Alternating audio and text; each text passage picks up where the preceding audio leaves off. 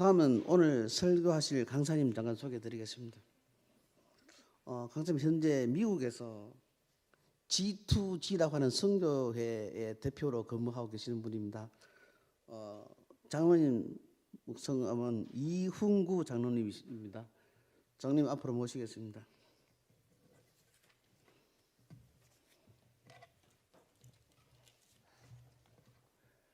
은혜가 아주 많이 넘치는 것을 볼 때 참 감격적인 예배의 시간인 것 같습니다. 안녕하세요. 저는 텍사스에서 온 이훈구 장로라고 합니다. 제가 설교를 한다고 찬송가 하나를 또 이렇게 빠지고 제 시간을 더 할애해 주시는 것 같아서 좀 죄송스럽습니다. 찬송에서도 은혜가 되는데 구미의 사랑의 교회에서 이렇게 또 간증 설교를 할 수 있게 허락해 주신 하나님께, 그리고 또 담임 목사님, 우리 존경하는 안재호 목사님과 또 온 성도님께 참으로 감사를 드립니다. 구미에서 사랑과 은혜가 풍성하게 넘치는 교회가 바로 구미 사랑의 교회라고 소문이 많아서 미국에서도 저는 많이 들었습니다. 그런데 듣고 와서 보니까 제가 듣던 것보다 조금 더 은혜가 넘치는 것 같습니다. 아멘. 예, 상당히 이 교회 와 보면은 은혜가 넘치는 교회가 좀 다르거든요. 그런데 구미 사랑의 교회는 정말 다른 것 같습니다. 33년 동안 한 분의 담임 목사님을 모시고 사랑으로 한 마음 한 뜻으로 참 이렇게 교회가 건강하게 성장해 와서 이렇게 있는 모습을 볼 때에 참으로 구미 사랑의 교회가 저는 자랑스럽다는 생각이 듭니다. 제가 목사님 잠깐 만나 뵙기도 말씀드렸는데 우리 목사님이 존경스럽고 우리 성도님들이 존경스럽습니다. 한국에 있는 많은 교회 중에 이렇게 참 아름다운 교회가 참 보기가 드무거든요. 그래서 정말 여기에 계신 우리 구미 사랑의 교회 성도님들은 참으로 행복한 분들이라는 느낌이 저는 왔습니다. 오늘 제가 간증설교를 하기 위해서 무슨 말씀을 가지고 말씀을 전할까라고 기도하고 기도하는 중에 이 시간은 제2남전도의 헌신예배로 드린다는 이야기를 듣고 기도하면서 말씀을 준비하는 중에 하나님의 축복의 통로가 되기 위해서는 이라는 제목으로 제가 살아오면서 겪었던 여러 가지 경험했던 간증 세 번과 그리고 또 성경 말씀을 통해서 또 말씀을 준비하여서 한 40분 정도 걸릴 것 같습니다. 평소보다 조금 길더라도 양해해 주시면 감사하겠습니다. 우리는 살아가면서 마음에 아주 존경하는 분을 가지고 살아가는 분이 있습니다. 존경하는 마음을 가졌다는 것은 그분에 대해서 굉장히 내가 잘 알고 있고 또 그분을 신뢰하기 때문에 존경하는 마음이 오는 것입니다. 그 존경하는 그분에 대해서 내가 아는 게 별로 없고 또 신뢰하는 마음이 없다면 존경하는 마음이 있을 수가 없겠죠. 오늘 함께 예배드리는 여러분은 지금까지 누구를 가장 존경하며 살아오셨는지요? 아니면 아직까지 존경하는 분을 찾아볼 수가 없이 살아오셨는지요? 저는 말씀을 준비하면서 제 평생에 누구를 가장 존경했을까라고 이렇게 마음속에 깊이 생각해 보았습니다. 그런데 저의 마음속에는 5년 전에 96세로 돌아가신 저희 어머니가 가장 존경하는 분으로 자리를 잡고 있음을 느꼈습니다. 저를 낳아주시고 길러주신 그 이유보다도 더 큰 이유를 저는 발견할 수가 있었습니다. 저희 어머니 이야기만 나오면 저는 눈물이 조금 걸성이 있는 편입니다. 오늘 제가 하나님의 축복의 통로가 되기 위해서라는 이 말씀을 준비하는데 우리들에게 축복을 주시는 그 하나님을 저희 마음속에 심어주셨기 때문에 저는 세상의 어떤 분보다도 저희 어머니를 가장 존경하는 분으로 고백할 수밖에 없는 것 같습니다. 저는 모태신앙이지만 어릴 때부터 교회는 다녔지만 어머니의 손에 이끌려서 교회에 갔을 정도지 어릴 때는 믿음이 없었습니다. 그런데 중학교 3학년 겨울방학에 심령 대부흥회를 하였습니다. 그 당시에는 부흥회를 하면은 월요일부터 금요일까지 새벽 5시 그리고 아침 10시 저녁 8시 하루에 3번을 이렇게 예배를 드렸습니다. 그런데 금요일 날 새벽 기도를 마치고 지금은 의자에 계시지만 그 당시에 저는 마루바닥에 방석을 깔고 이렇게 앉아서 예배를 드렸는데 그 기도 시간에 성령님이 저희 마음을 어루만져 주셔서 눈물 콧물을 다 흘리면서 제가 죄인임을 느끼고 죄를 회개하고 예수님을 만나게 되었습니다. 그래서 중학교 3학년 그 일 이후에는 제가 참 예수님을 나의 마음속에 모시고 살아가다 보니까 중학교를 졸업하고 고등학교, 대학교를 타지에서 다니어도 저는 제 스스로 주일 예배를 빠지지 않고 최우선적으로 하는 신앙을 가지게 되었습니다. 그리고는 저는 또 저희 자녀들에게 믿음으로 살아갈 수 있도록 신앙을 잘 물려줄 수 있었음에 하나님께 늘 감사한 마음으로 살아가고 있습니다. 우리가 세상을 살아가면서 삶의 우선순위를 세상적인 그 어떤 것보다도 가장 중요한 것은 구원의 확신을 갖는 믿음인 것입니다. 그래서 자녀들이 학교 시험이 있다고 해서 주일 예배를 빠지면서 공부를 하기보다는 주일이면 먼저 교회에 가서 예배를 드리는 그런 자녀들로 우리는 키워야 하는 것입니다. 자녀들의 미래를 위해서 우리가 중요한 것이 여러 가지가 많이 있을 것입니다. 그러나 그 무엇보다도 자녀들이 어릴 때부터 구원의 확신에 마음을 갖게 되면 고등학교, 대학교, 부모를 떠나서도 스스로 교회에 가서 예배를 드릴 수 있는 그런 마음이 들기 때문에 저는 세상의 어떤 것보다도 자녀들이 어릴 때는 그 마음속에 올바른 신앙을 물려주는 것이 부모로서 가장 중요한 일이라고 이야기하고 싶습니다. 저는 딸 둘, 아들 하나, 세 자녀가 20대 중반에 믿음 좋은 한국 청년들과 결혼을 하여서 제가 60세 이전에 세 자녀 모두 결혼하고 또 지금은 손주가 5명이 되어서 아내와 둘이서 36년 전에 시작한 가정이 현재 13명의 가족이 되었습니다. 이렇게 자녀의 가정들이 아름다운 믿음의 가정이 될 수 있었던 것은 제가 존경하는 저의 어머니로부터 물려받은 신앙을 자녀들에게 잘 물려주었기 때문이라고 저는 생각합니다. 그러니 우리는 자녀들에게 물려줄 가장 귀한 선물은 바로 올바른 신앙을 가진 믿음의 유산이라고 저는 꼭 말씀드리고 싶습니다. 오늘 예배에 참석하신 분들 중에 저는 청년들에게 말하고 싶은 게 있습니다. 청년들은 커가면서 어른이 되어서도 부모님에게 효도하는 자녀들이 되어야 하겠습니다. 어떻게 효도해야 되겠습니까? 부모님께 효도하는 일 중에 제일 큰 것은 큰 믿음 생활을 잘하는 자녀의 모습을 부모님에게 보여드리는 것이 첫 번째 효도하는 길이라고 저는 생각합니다. 그리고 두 번째, 믿음의 아름다운 과정을 이루어서 부모님께 손주들의 귀여운 모습을 보여드리는 것이 효도하는 길입니다. 너무 세상적인 것에 치우쳐서 믿음 생활을 등한시 해서는 아니 되겠습니다. 저는 자녀들이 중고등학교 다닐 때부터 계속 자녀들에게 강조하고 또 강조하면서 기도한 제목들이 있습니다.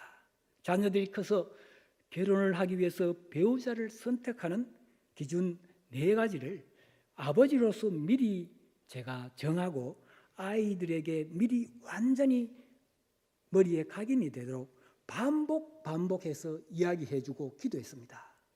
저의 자녀들에게 말해준 배우자 선택 기준 4가지 조건을 하나의 예로서 제가 설명을 드리겠습니다. 사람에 따라서 4가지가 될 수 있고 3가지도 될 수 있습니다. 제 경우에는 중학교, 고등학교, 대학교 다닐 때부터 아이들에게 기도하면서 했던 것을 소개합니다. 첫째는 저는 배우자를 선택할 때 첫째는 믿음 좋은 청년으로 하여야 한다라고 했습니다. 그리고 둘째는 세상적인 어떤 재물, 학벌, 인물보다는 그 사람의 마음을 보아라. 그래서 서로 사랑하는 마음이 있으면 그 사람을 택하라고 했습니다. 그리고 셋째는 제가 미국 땅에서 살아가면서 한국의 정체성을 계속 유지하기 위해서는 한국 청년들과 결혼을 하라라고 했습니다. 그리고 4번째는 가능하면 배우자의 집안도 다 잘 믿는 그런 가정으로 했으면 좋겠다라고 이렇게 해서 계속 자녀들에게 강조했습니다. 다시 말씀드리면 믿음 좋은 청년, 서로 사랑하는 마음이 있는 사람, 3번째는 한국 사람, 4번째는 배우자 될 사람의 가정도 믿는 가정, 이렇게 4가지 두고 계속 기도했습니다. 그렇게 아이들에게 계속 기도하고 기도한 결과 자녀 셋 모두 4가지 배우자 조건이 맞는 배우자와 결혼하게 되었습니다.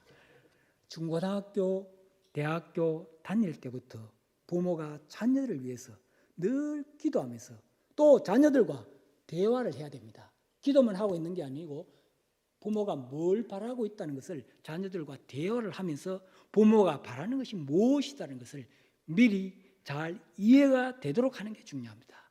그렇지 않고 결혼할 사람입니다 하고 데리고 오고 나면 이미 때가 늦은 것입니다. 그때는 이미 부모와 자녀와 갭이 굉장히 크게 있겠죠. 그러나 그 이전에 대화를 하면서 알려주는 것이 좋습니다. 오늘 함께 예배를 드리는 모든 분들은 똑같은 부모를 가지고 있음을 저는 느낍니다. 공통 부모는 바로 우리 모두가 하나님을 믿고 있는 사람들이라는 것입니다.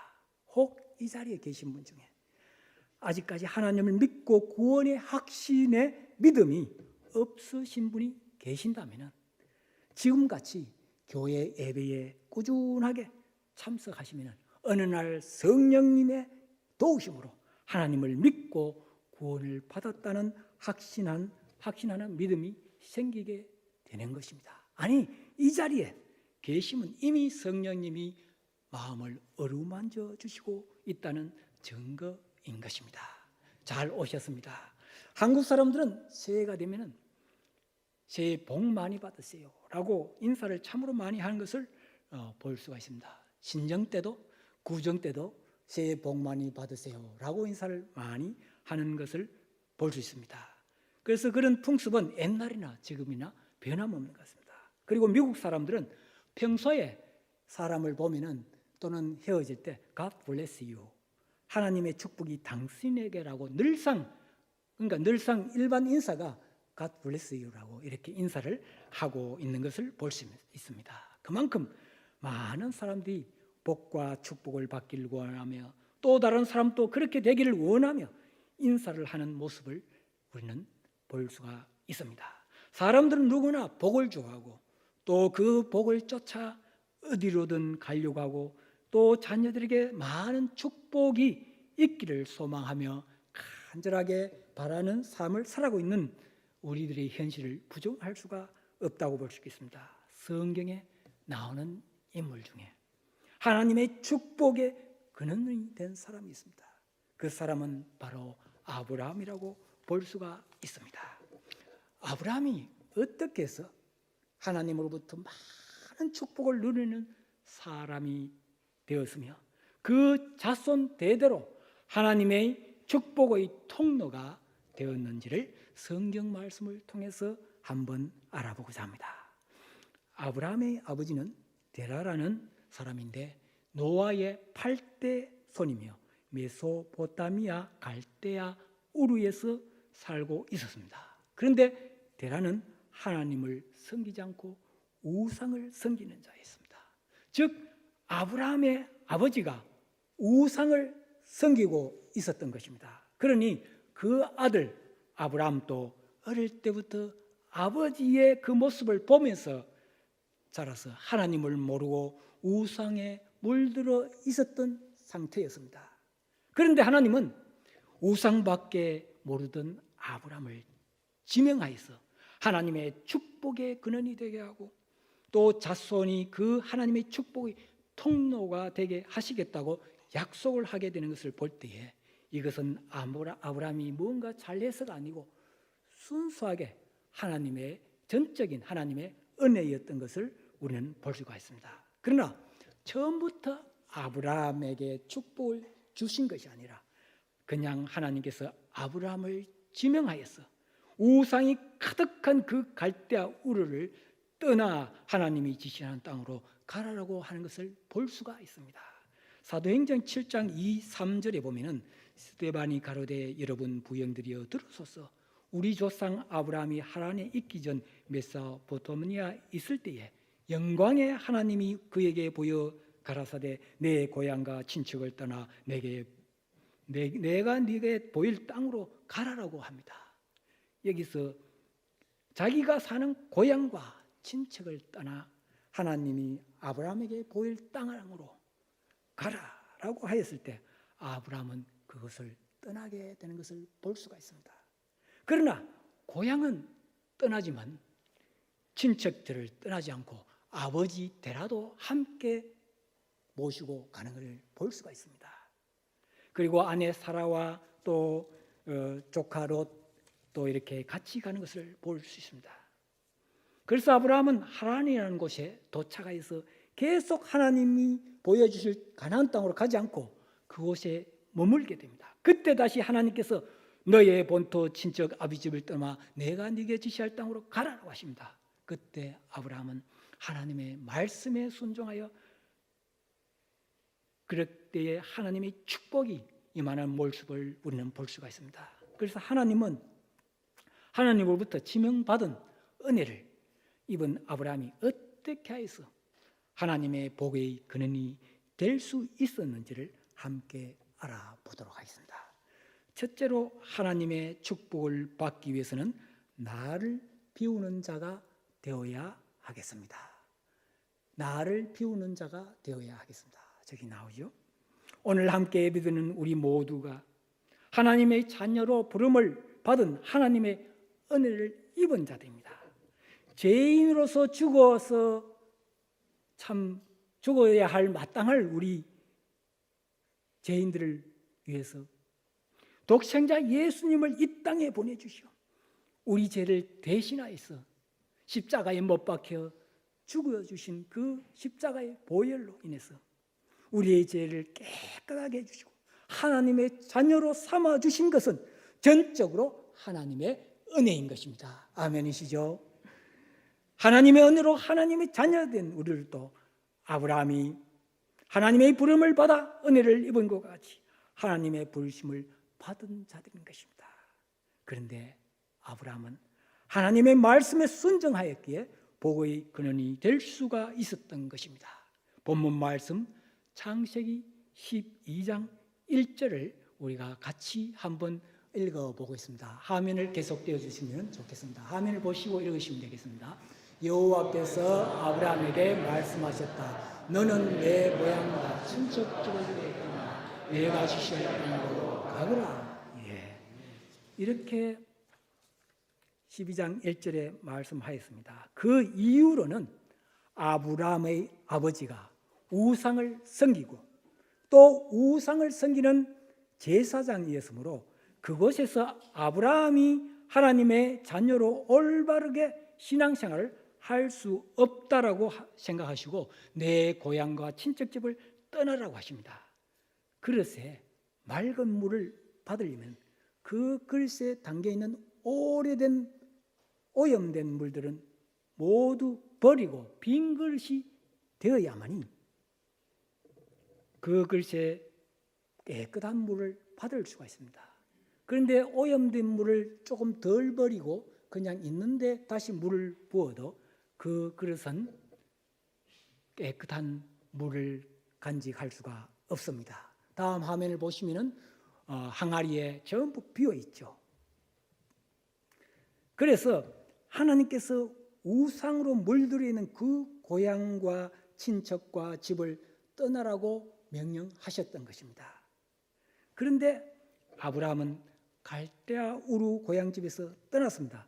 그러나 그 가족들도 같이 동행하게 됩니다. 우상을 섬기던 아버지도 함께 모시고 떠나게 되는 것을 볼 수 있습니다. 그리고 하란에서 머물렀지만 아브라함에게는 아들도 없고 하나님의 복이라는 것은 찾아볼 수가 없었습니다. 그런데 하란에 머물러 있는 아브라함에게 다시 고향과 친척을 떠나 내가 지시하는 땅으로 가라라고 하나님께서 명령을 하십니다.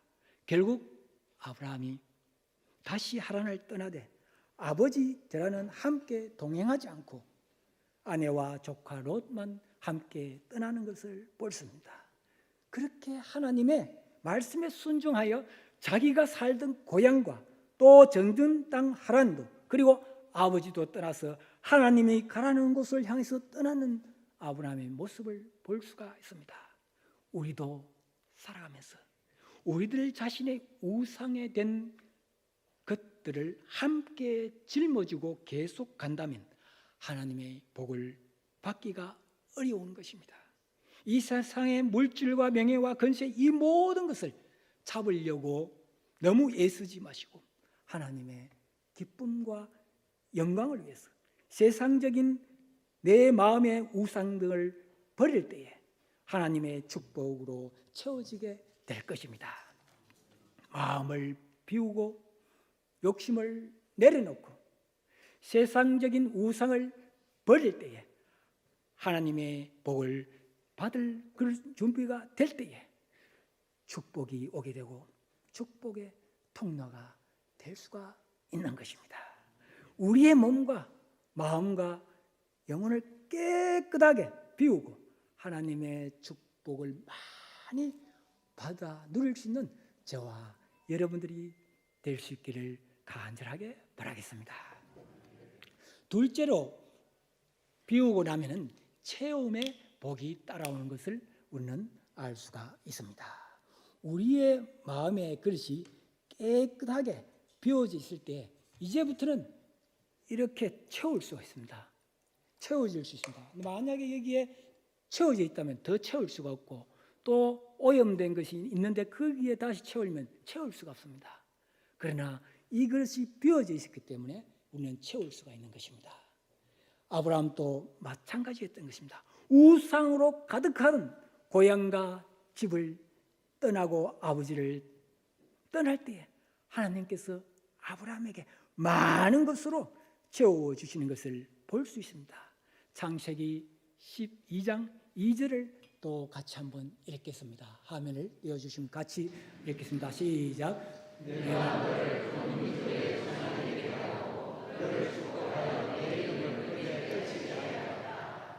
예, 아브라함이 하나님이 지시하는 대로 다 할 때에 큰 민족의 조상이 되게 하시고 또 아브라함을 축복하여 주시고 그 아브라함의 이름을 크게 떨치게 해주시겠다고 약속해 주셨습니다. 이것이 곧 채움의 복인 것입니다. 아브라함에게 없던 아들도 백세해 주시고 또 더 큰 복을 주시기 위해서 그 아들을 하나님께 바치라고 했을 때에 순종한 아브라함에게 아들 대신에 양을 미리 준비하여서 여호와 이레의 하나님을 우리는 볼 수가 있습니다. 그리고는 축복의 통로가 되게 해주시고 인류를 구원할 예수님의 조상이 되게 해주신 것입니다. 이러한 하나님의 축복과 축복의 통로가 아브라함에게 있었다면 지금 우리들에게도 있을 수가 있다라고 저는 생각합니다. 그렇죠? 아브라함에게만 있는 것이 아니고 우리에게도 있을 수 있습니다. 아브라함은 그 당시에 의인이 아니었습니다. 아버지 데라의 영향으로 우상에 물들어 있었던 사람입니다. 하지만 하나님의 전적인 은혜로 부름을 받을 수가 있었습니다. 그리고 부름을 받고도 아브라함은 아들이 없자 자신의 여종을 통하여 아들 이스마엘을 낳고 또 자신의 아내를 사라 누이라고 거짓말하는 사람이었습니다. 이러한 상황을 볼 때 우리들도 아브라함과 같이 똑같은 죄인이었고 또 살아가면서 완전한 의인으로 살아가지 못하고 이런저런 많은 죄의 유혹에서 죄를 짓고 살아가고 있으며 그리고는 회개하는 삶을 살아가는 연약한 자들입니다. 똑같은 사람이라는 것입니다. 그러나 우리들도 하나님의 은혜로 하나님의 자녀로 부르심을 받은 자리인 것입니다. 부족하고 연약한 우리들이지만 우리들도 아브라함과 같이 축복의 대대에 오를 수 있다는 소망을 가지고 우리는 살아가야 하겠습니다. 아멘이시죠? 이 시간 저희 간증을 하도록 하겠습니다. 저는 중학교 다닐 때에 저희 큰 누나가 결혼을 하고 자영과 누나가 미국 간 적이 있었습니다. 저희 자영께서 박사학위 과정으로 5년 동안 미국에 계실 때에 저는 어머니가 만들어준 고춧가루를 미국에 우편으로 보내기 전에 편지를 자주 썼습니다. 그렇게 해서 편지를 쓰고 누나에게 이렇게 보냈던 시절이 있습니다. 그때 저는 마음속으로 동경을 하였습니다. 행편이 안 되지만 커서 미국에 가서 공부해 왔으면 하는 이런 동경하는 꿈을 꾸게 되었습니다. 그러나 농촌에서 자란 저는 그렇게 할 수 없는 행편이 되었기 때문에 그냥 한국에서 취직을 하였습니다.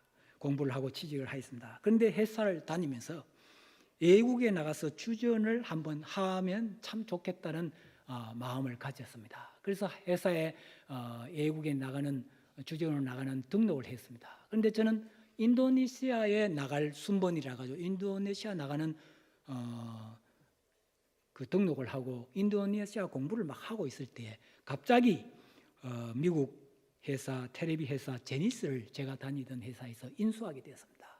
그래서 갑자기 사람이 필요해서 제가 미국에 5년 동안 TV 공장에 주재원으로 나가게 됐습니다. 그리고는 그곳 미국 텍사스 남부의 멕시코 국경 도시에서 머물면서 거주는 미국에서 하고 출퇴근은 월요일부터 금요일까지는 멕시코의 텔레비 공장에 있기 때문에 한 30-40분 걸리는 국경을 매일 왔다 갔다 하면서 출퇴근을 하였습니다. 그렇게 할 때에 거기에 삶의 이야기를 하고자 합니다. 저는 딸 둘 아들 하나인 아버지입니다. 두 딸을 다른 주에 다 보내놓고 한국과 달리 다른 주라 그러면은 미국에는 비행기를 2번 타는 정도의 거리에 갔었습니다. 제가 거주하는 데는 텍사스인데 아이들이 두 딸이 갔던 데는 보스턴이니까 비행기를 한 번 타고 2번 타니까 거의 한 3시간 정도 되는 비행기 타는 시간만 3시간 정도 되는 거리였습니다. 그러고 나서 둘째 딸과 7살 차인 막내 아들이 아직 집에서 중고등학교를 보낼 시점인 13년 전에 저는 신학 공부를 하고 싶은 마음이 들었었습니다. 그 이후로는 제가 여름방학 때는 항상 교회에서 단체로 단기 선교를 갔었습니다. 매년 갔더랬습니다. 그 당시에. 그래서 거기에 가서도 말씀을 좀 전했으면 좋겠다라는 생각이 들어서 신학 공부를 하고 싶은 마음이 들었고 두 번째는 제가 은퇴를 한 후에도 선교 직접 가서 하는 것보다도 미국 거기에 있으면서 지원하는 간접 선교하는 활동을 좀 했으면 좋겠다는 마음이 들었습니다. 그리고 세 번째 이유는 저희 아들이 중고등학교 때 공부를 하는 시점이기 때문에 조금 아버지로서 좀 모범을 보여야 되겠다. 저도 집에서 열심히 공부하는 모습을 보여야 되겠다. 이런 생각이 들었습니다. 그래서 그 세 가지 이유를 가지고 저는 신학교에 등록하고 신학교 공부를 시작했습니다. 그래서 낮에는 일을 하고 밤에는 공부를 하겠습니다. 목회를 하기 위한 공부는 아니지만 저는 열심히 하겠습니다. 그래서 3년 후에 목회학 석사 그리고 5년 후에 선교학 박사를 취득하게 되었습니다.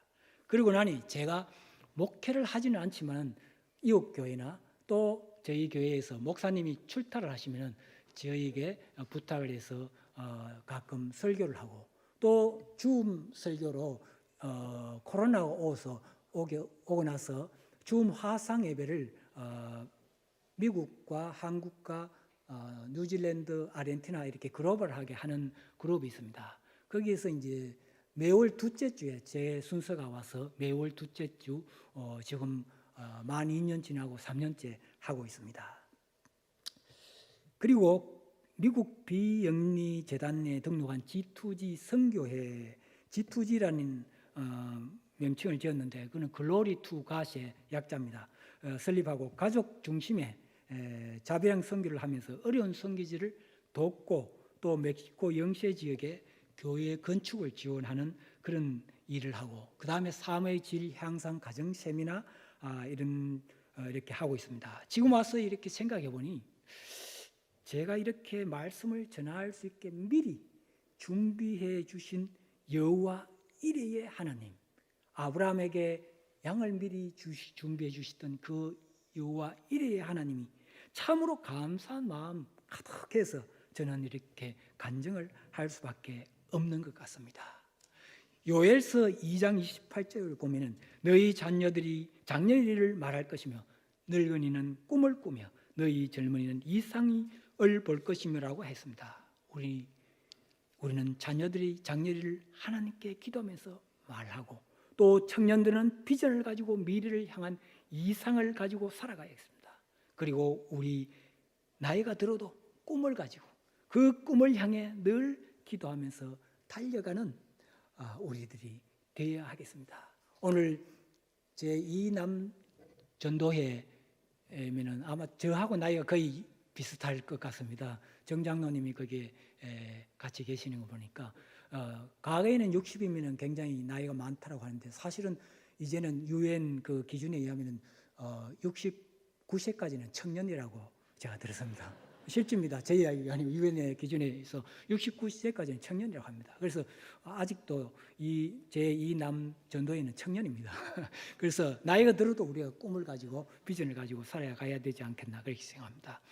하나님은 우리의 미래에 하나님께서 보시기에 나에게 꼭 필요한 것을 미리 준비하게 해주시고 또 하나님께서 보시기에 나에게 가장 좋은 것으로 미리 준비하여 주시는 분이 바로 그분, 우리 하나님이심을 날마다 고백할 수 있는 저와 여러분들이 되시기를 바라겠습니다. 아멘이시죠?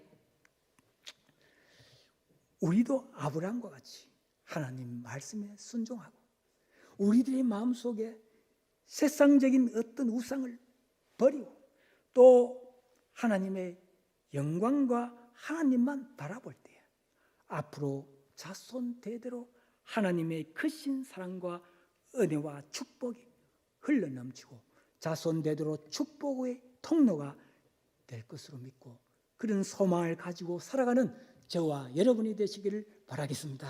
아멘. 세 번째입니다. 마지막 세 번째입니다. 채워진 복을 나누는 삶을 살아가야 하겠습니다. 지금까지 우리가 비웠죠. 그리고 나서 채웠죠. 이제는 그 채워진 것을 나누는 삶을 살아야 됩니다. 고여 있는 물은 섞게 되고 오염되게 되어 있습니다. 그러니 물이 들어오는 것이 있으면 반드시 빠져나가는 것이 있어서 들어오고 나가는 물이 될 때에 깨끗한 물이 되어서 그 물에는 물고기가 살고 많은 식물과 또 사람들이 그 물을 이용할 수가 있는 것입니다. 그런데 아라비아 반도의 북서부에 위치한 사해, 그 사해는 매일 500만 톤의 물을 요단강으로부터 받아들입니다. 그 받아들인 물을 밖으로 빼내지 못하고 그대로 두고 거기에 있던 물은 그냥 하늘로 증발만 합니다. 그러니까 너무너무 짜니까 그 사해에는 아무 물고기가 살 수가 없다고 합니다. 그래서 그 사해의 이름을 사해라고 그러고 영어로는 데드시라고 부릅니다. 많은 사람들이 복을 받는 것을 좋아합니다. 그러나 받은 복을 자신만을 위해서 사용하고 가지고 이렇게 움켜쥐고 있으면 그 복으로 인해서 다른 사람에게 아무 영향력을 끼칠 수가 없는 것입니다.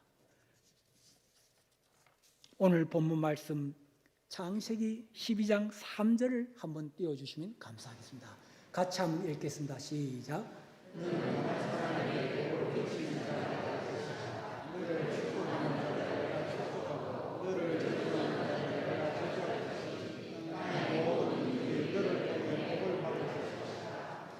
아멘이죠. 하나님께서 아브라함에게 복을 주고는 그 복을 다른 사람들에게도 끼치는 사람이 될 것이라고 하십니다. 그리고 아브라함에게 복을 끼치는 사람은 그 사람에게도 복을 받게 되고 아브라함에게 저주를 한 사람에게는 또한 저주를 받게 할 것이라고 말씀에 이야기하고 있습니다. 그리고 모든 민족에 아브라함을 통해 복을 받게 될 것이라고 하십니다. 하나님께서 높은 아버지란 이름의 아브라함 이름을 큰 무리의 아버지란 이름인 아브라함이라고 바꾸게 하시고 모든 민족과 조상의 아버지가 되게 하신 것을 우리는 성경을 통해서 알 수가 있습니다. 복의 근원이 되게 하시고 화면을 한번 띄워주시면 감사하겠습니다. 열국의 아버지가 되게 하시고 하나님의 은혜를 아브라함은 잊지 버리지 않고 많은 복들을 자손대대로 축복의 통로가 되게 하였습니다. 그리고 가나안 땅에 가서도 조카 롯에게 먼저 좋은 땅을 가지라고 양보하는 것을 볼 수가 있습니다. 우리도 살아가면서 나에게 주어진 하나님의 은혜와 축복들을 나에게만 머물고 내가 이렇게 움켜쥐지 마시고 자손대대로 그리고 이웃에게 나누고 베푸는 삶을 살아갈 때에 더욱 풍성한 열매로 가득할 것입니다. 사람들은 많은 것을 받기를 바라고 특히 많은 복을 받기를 원합니다. 그러나 오늘의 말씀을 통해서 분명하게 우리가 알아야 할 것은 받은 복들은 누군가와 나누어 줄 때에 더욱 큰 행복한 마음이 들게 된다는 원리를 꼭 기억하고 그렇게 살아가야 하겠습니다. 여러분, 선물을 받는 것을 많이 좋아하시죠? 그런데 누군가에게 선물을 그냥 기쁜 마음으로 주어 보세요. 그러면 받은 때보다도 줄 때에 더 기쁜 행복한 마음을 느낄 수가 있습니다. 그 마음을 많이 느낄 수 있는 저와 여러분이 되시기를 바라겠습니다. 이 시간 마지막 저의 간증 하나를 더 하도록 하겠습니다. 저는 대기업에서 다니면서 미국 주재원으로 나갔다가 5년 후에 한국으로 돌아가지 않고 약 18년 6개월을 다니던 회사를 그만두고 자녀 교육의 문제로 미국에 정착하게 되었습니다. 45세에 회사를 스스로 그만두고 미국에서 개인 사업을 하기 시작했습니다. 현재까지 약 18년 동안 사업을 해오고 있습니다. 2017년까지 5개 내지 8개의 그 휴대폰 대리점 매장을 운영하면서 무척 바쁘게 하루를 지내는 삶을 살았습니다. 일이 굉장히 바빴습니다. 8개를 하다 보니까 하루 출근하면 한 바퀴 돌고 오면 굉장히 녹초가 될 정도로 바빴습니다. 그렇게 바쁘다 보니까 교회 공식 예배에는 빠지지 않고 잘 드렸지만 저의 매일매일 삶에서 매일 주님을 만나는 조용한 큐티 시간을 못 하고 하루하루를 바쁘게 살았던 적이 있었습니다. 그러던 저는 5년 전에 60세 2년을 앞두고 큰 결심을 하게 되었습니다. 가지고 있던 매장 모두를 매각 처분했습니다. 그리고는 인생 60부터 새로운 삶을 살아야겠다는 마음으로 저의 삶에 큰 변화를 가져왔습니다. 인생 60부터는 일만 할 것이 아니라 내가 가지고 있는 재능과 은사를 가지고 필요로 한 사람들에게 도움이 되는 일을 하고 또 저의 수입의 일부를 가지고 힘들고 어려운 지역 멕시코 교회 건축을 돕겠다는 마음을 먹게 되었습니다. 그래서 기존 휴대폰 매장을 매각하고 집에서 차로 5분 거리 한 곳에 휴대폰과 컴퓨터 관련 매장을 한 개 다시 열었습니다. 그리고는 매일 아침에 10시 정도에 출근하면 성경 말씀을 한 구절을 공책에 적기 시작했습니다. 그리고는 감사합니다를 10번을 쓰고 그 다음에 사랑합니다를 10번을 씁니다. 그 10번을 쓰는 중에 한국말로 감사합니다 5번 쓰고 땡큐 갓을 5번 쓰고 그 다음에 사랑합니다 5번 쓰고 그 다음에 영어로 I love you 갓이라고 이렇게 해가 10번을 씁니다. 그리고 성경 몇 장을 읽고는 하루의 일과를 시작하고 있습니다. 그리고 그때 꿈을 이루어가는 신앙 지침 10가지를 책상 옆의 책꽂이에 이렇게 넣어두었습니다. 그래서 그 기도할 때 그냥 계속 반복해서 매일 읽습니다. 그리고 그것을 보면서 읽고 그렇게 살아가고자 하는 마음의 어떤 다짐을 이렇게 해봅니다. 늘 그렇게 노력하게 되었습니다. 그 신앙의 지침 10가지를 제가 소개하고 있습니다. 조금 작아서 잘 안 보일 것 같습니다만 제가 읽어드리겠습니다. 첫째는 나는 하나님의 영광을 높이는 삶을 추구한다. 둘째는 나는 하나님의 뜻에 순종하는 삶을 위해서 노력할 것이다. 셋째는 나는 감사하는 삶을 생활화하겠다. 넷째는 나는 하루의 시작을 기도로부터 출발하겠다. 다섯 번째는 나는 주의를 거룩하게 지키며 예배 생활에 힘쓸 것이다. 여섯 번째 나는 항상 하나님의 도우심을 의지할 것이다. 일곱 번째 나는 형제를 사랑하고 이웃을 사랑하는 주님의 명령을 실천할 것이다. 여덟 번째 나는 하나님의 선한 사업 선교를 위하여 늘 힘쓸 것이다. 아홉 번째 나는 나의 자녀들에게 하나님의 말씀 중심의 삶을 살아가도록 늘 기도하겠다. 열 번째 나는 나를 통하여 많은 사람들이 예수님을 믿는 마음이 들도록 하겠다. 이렇게 제 나름대로 이렇게 10가지를 만들었습니다. 이렇게 만들어 놓고 이대로 다 잘 지킬 수는 없지만 마음의 다짐을 하면서 살아가고 있습니다.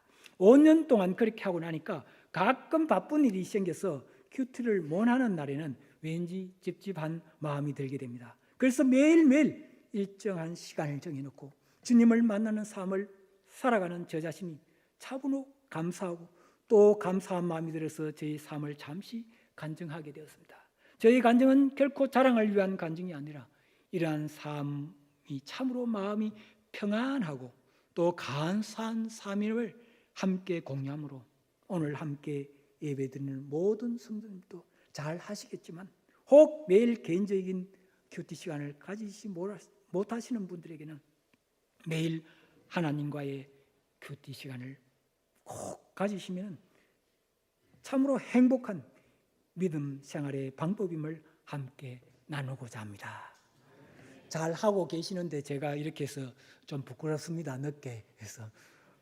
그렇죠. 여기 계신 분은 더 잘하시는 것 같은데 이 시간 축복의 길이란 찬양을 함께 부르시겠습니다.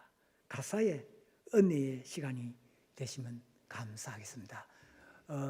화면에 찬양이 나오면은 함께 찬양을 하시면 됩니다.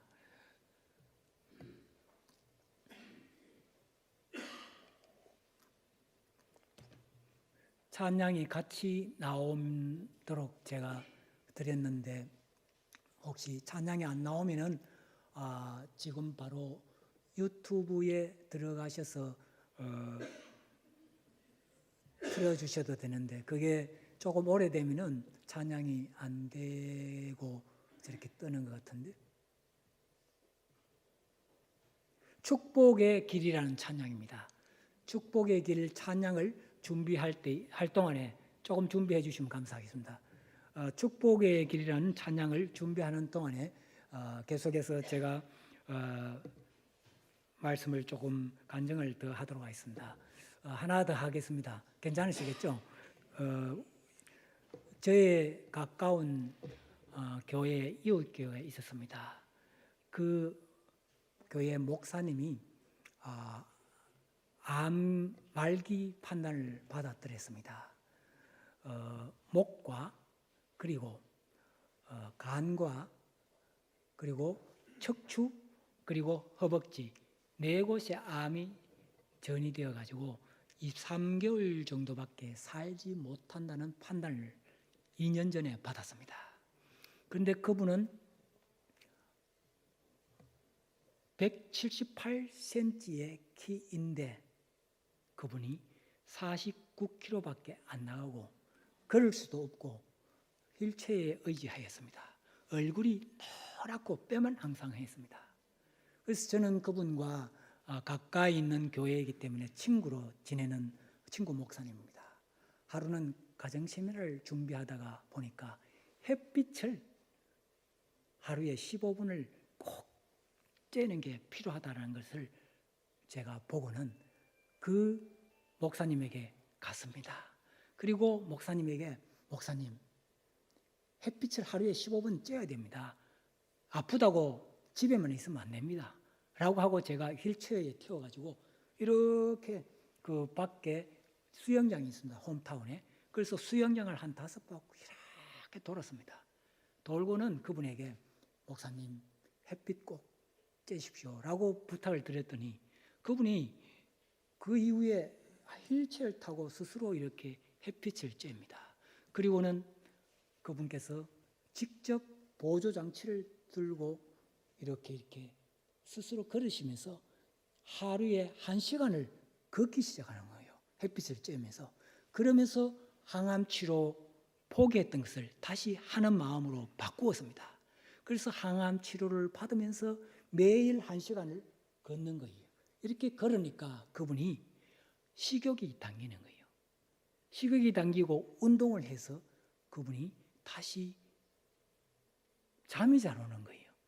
그래서 온 성도들이 기도하고 또 병원에 가서 치료하고 매일 하나님께서 주신 이 햇빛과 또 자연의 공기를 마시면서 이렇게 기도하면서 할 때에 지금은 2년 전인데 지금은 70kg로서 얼굴이 검게 이렇게 되고 그 다음에 말씀을 일어서서 이렇게 전하십니다.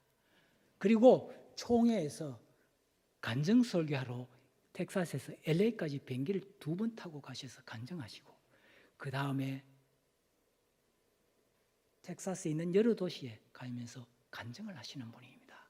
그래서 저는 제 옆에 바로 옆에 있는 친구 목사님이 암 말기이면서도 이렇게 회복되어서 하는 것을 볼 때 하나님께서 참 치유의 하나님 여호와 라파의 하나님을 제가 간증할 수밖에 없습니다. 성도님 여러분 혹시 어디에 아픈 데가 계신다고 너무 절망하지 마십시오. 하나님께 기도하시고 첫 번째, 두 번째는 치료를 받으십시오. 세 번째는 하나님께서 주신 햇빛과 자연의 이 공기를 마음껏 마십시오. 그리고 즐거운 마음으로 긍정적인 마음으로 바뀔 때에 치유가 됩니다. 기적은 일어납니다. 저는 옆에서 보았습니다. 그리고 그 목사님과 저는 친구가 되어서 멕시코 선교지에 교회 건축하는데 함께 또 돕기도 하고 또 5월 달에는 한국 와서 한 3개월 정도 안식년으로 있는다고 합니다. 그래서 얼마나 감사합니까? 찬양 준비가 안 되었습니까? 예, 한번 띄워주시면 이 찬양이 오늘 말씀과 너무 은혜가 되어서 가사의 은혜는 된 시간이 좋겠습니다.